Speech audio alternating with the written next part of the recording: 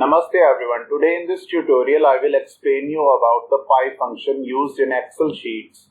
You can just see this yellow ribbon. Here I have written a symbol. I think you may be familiar with this symbol. It is actually the irrational number represented approximately as 3.142 or otherwise 22 by 7. You may have been using many times in your mathematics.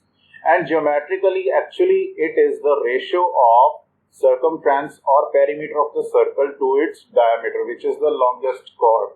Now in Excel sheet we use this function equal to pi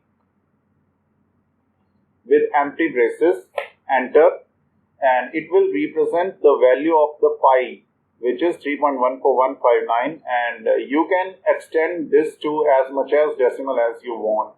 Okay, now let us complete this one table. You can see here in this I have written some of the radii of the circles, and here we would be finding the diameter, the circumference, and finally the area of the circle. Now for diameter we know it is actually the twice of the radius equal to 2 multiply asterisk sign then this one. Fine. Okay, for all the circles I will just drag it down up to here. Now circumference of the circle, you can see this formula, it is actually 2 into pi into r or simply pi d straight away. Now let me use this formula equal to pi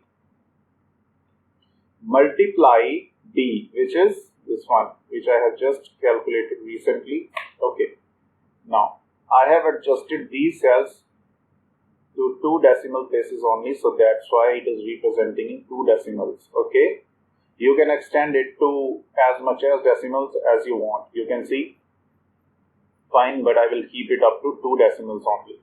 Now similarly, area of the circle is given by this equation pi into r square. So I have to square the radius by multiplying it with pi. So equal to pi, again asterisk radius. Here is the radius. I will select this. Then again asterisk, and then again I will select this. You can see pi into r into r. Now drag it down. Here you go. Now you can see you got the result, and in this way we use this pi function for some numerical calculations geometrically or otherwise in some other kind of situations. So I hope you liked this video. There was nothing more conceptual in this.